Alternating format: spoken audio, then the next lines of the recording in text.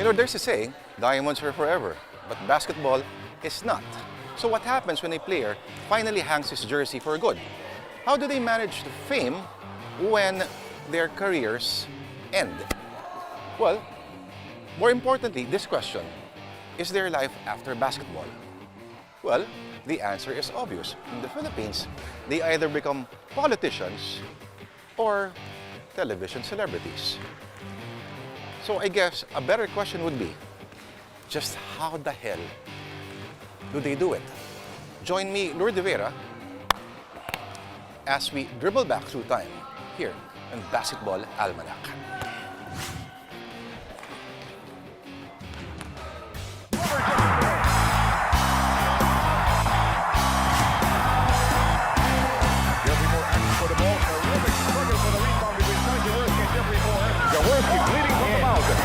There's a dead ball situation now. They can call for a 30-second injury timeout.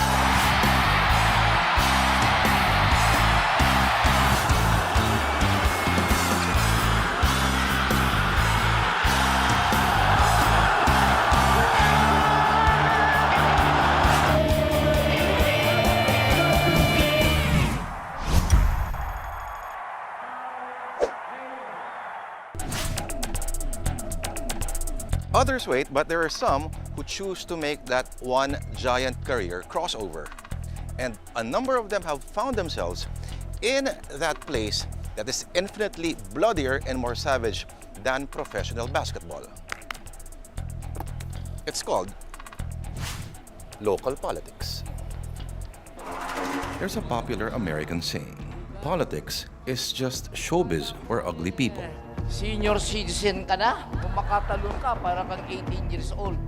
There just might be a grain of truth to that. But what if politics and showbiz were populated not just by people who are not just good-looking, but athletic as well? And Atoy just took it away from Anais, zigzagging, getting away, and a good basket. People who can shoot perfect free throws, sink three-pointers, and can dunk. Not this time. And can stuff the ball into the ring. Literally, politics is an entirely different ballgame. But public service is also about public perception. And reception, a good image, goes a long way.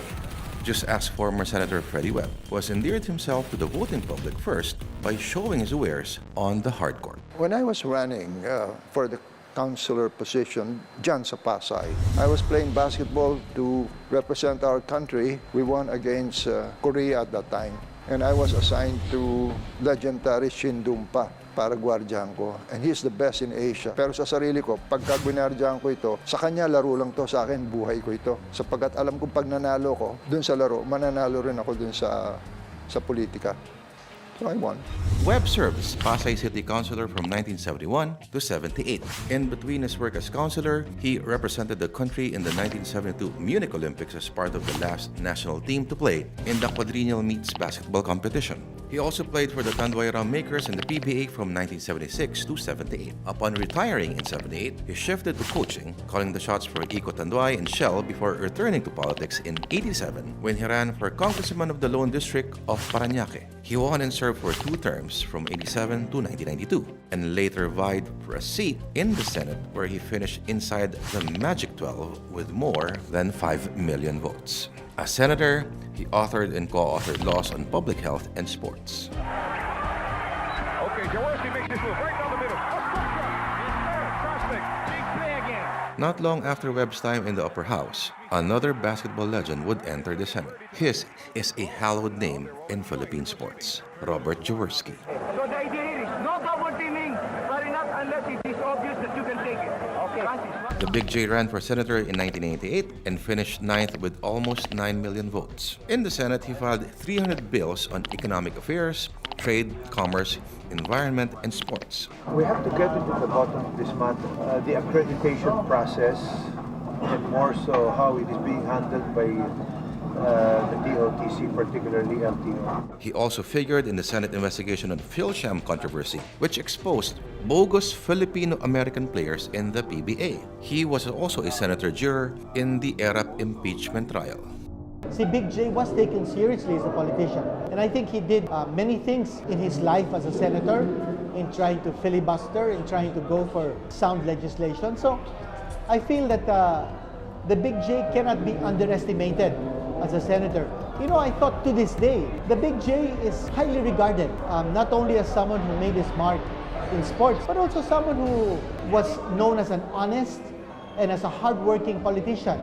Soon, other notable basketball names followed Webb and Jaworski in politics. The Big J's son, Dodot, won as Pasig congressman, while Freddie's son, Jason, became Parañaque councilor. Joey Marquez served as Parañaque mayor. Philip Cesar, Rosalio Yoyong Martires, and Tito Varela were elected vice mayors. Tatay ko, Ato Agustin, Franz Pumaren, Paul Artadi, the late Brian Gahol, Jerry Esplana, Elmer Cabahog, to name a few, became city councilors. PBA coach Yang Yao served as vice governor of Pampanga.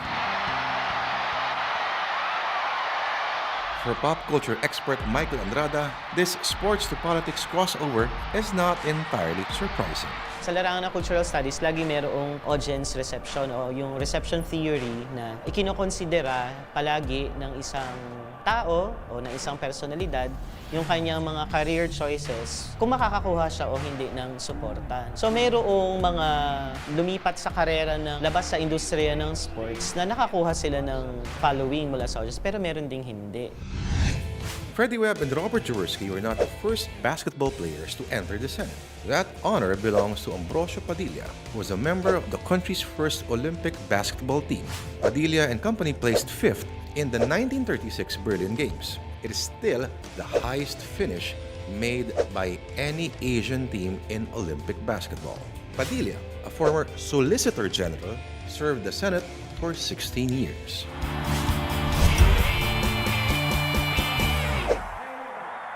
How to be a PBA superstar? Number 1, you must... Pwede pa selfie? Sige, sir. Again, how to become a PBA superstar? You need 2 things. First, supernatural basketball skills. Second is charm and good looks. So it shouldn't come as any surprise that the pretty boys of the Philippine Basketball Association become screen heartthrobs. Añejo, 1-point lead, they have possession. A minute and 45. Basketball and politics were not the only zones strayed into by Freddie Webb, Yoyong Martires, Ateko, and even Jaworski. They also dabbled in acting. Webb began his showbiz career while still in the PBA, playing husband to Nova Villa in the hit 70s sitcom Chicks to Chicks. Yung sa basketball, sa artista, walang problema sa mga manlalaro yun. We're used to people watching us, you know, we're used to shouting, wala kami nervyos. Siguro not unless you have cold feet, papasok. Sapagkat sa pagiging artista, pag nagkaroon ka ng kaba, patay ka eh. Makikita sa dialogue mo, makikita sa mata mo, makikita sa arte mo, di ba? Webb also appeared in other television shows and films like the basketball-themed movie Fast Break, together with Robert Jaworski. The Big J also starred in the 70s hit Double Dribble with superstar Nora Honor while still playing for Toyota. Jaworski actually had his movie debut before entering the PBA. Martires, a former Olympian, became known for his thick Cebuano accent and seemingly irascible persona. He became one of comedian Vic Soto's constant sidekicks in TV and film. Atay ko, a PBA Hall of Famer, ventured into action comedy movies as support to veteran actors, such as the late Fernando Po Jr., Bong Revilla, and Philip Salvador. There is one underlining factor to all of this, and this is survival. Nung naglalaro ako, sa liit ng sweldo namin, pag nalaman basketball player ka, mahirap mag-anap ng asawa sapagkat sabihin, ang liit ng kita niyan. Two-time PBA MVP Benji Paras, now a successful comedian himself, agrees. There was this time of my PBA career na I stopped playing for almost a year dahil nagkaroon ako ng problema with my mother team and do sa contract. So I stopped and then one of the producer, si Sir Mon Salvador, approached me and sinabi niya nga na mayroon siyang concept for me since I'm not playing. So I took that opportunity and sayang din kasi financially and saka gusto kong subukan lang, wala naman akong ginagawa.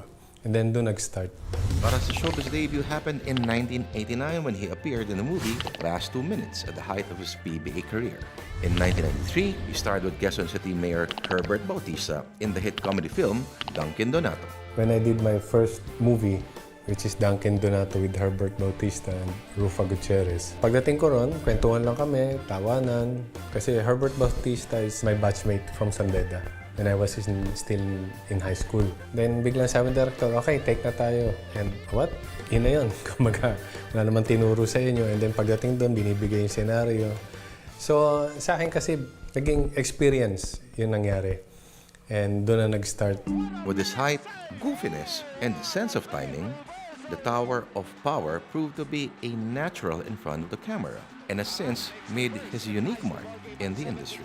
Sa akin itong showbiz, this is the best job in the world for me. To entertain, to make people happy, to make them laugh. Wala na akong makikita pang ibang ganong trabaho. Kaya masaya ako. Still remember, I was talking to the legend of movie industry, which is Tito Eddie Garcia. Yun ang sinasabi niya, you never retire, which is what he's doing right now. At until now, andyan pa rin siya. So ganun din yung gusto ko. Like Paras, fellow big men Joey Marquez, Bonel Balingit, and Jimmy Santos also made waves in the entertainment industry. Marquez was one of the mainstays of Palibhasa Lalaki, one of the longest-running sitcoms in the country, which aired for 12 years. Chong also became a host and reality show judge for a number of TV networks. Man Mountain Balingit, meanwhile, played the cheerful chum to legendary comedians Babalu and Redford White in movies and light comedy dramas. Santos, for his part, left the PBA in 1976, but soon found his way back into the limelight. He later received numerous acting projects, notably Bonjing and Uli Bully, where he played title roles in 1989. He also became famous for playing characters with purposive mangling of the English language. We're in the pressure cooker at this point, Pingoy. This is definitely a cardiac game, And who would have thought that even the captain, Alvin Patrimonio, one of 3 four-time MVPs of the PBA, would also try his luck in showbiz. And of course, he did some measure of success, given his mattingly idol good looks. From a cameo in the 1989 comedy picture Bonjing, which starred Jimmy Santos, Patrimonio got his own lead role in the 1990 top grosser Last 2 Minutes. The film also featured his fellow PBA stars, Jericho Deniera and Paul Alvarez. Patrimonio was later paired with Maricel Soriano in the 1992 remake of Double Dribble. In 1994, he played leading man to Chris Aquino in Tasha Fantasia. Not a lot of basketball purists at that time approved of players moonlighting in showbiz. But veteran sports analyst Kinito Henson sees nothing wrong with that. It's good money. It's money that's well earned, hard earned. It's not dirty money. And I think if you're in a position where you have a good fan following, you take advantage of that. If you have been able to generate a better life for yourself because of your basketball or sports career, or even in your ventures into show business, it's also good that you give back to the fans. Robert Jaworski is not the PBA's only playing coach. Norman Black called the shots for San Miguel as an active import from 1985 to 1986. The American mentor again suited up for the Beermen for one game in 1996. He did the same thing for Pop Cola in the 1997 Commissioner's Cup battle for third, which the team won. Alan Cadic also served as playing coach for Ginebra from 1999 to 2000.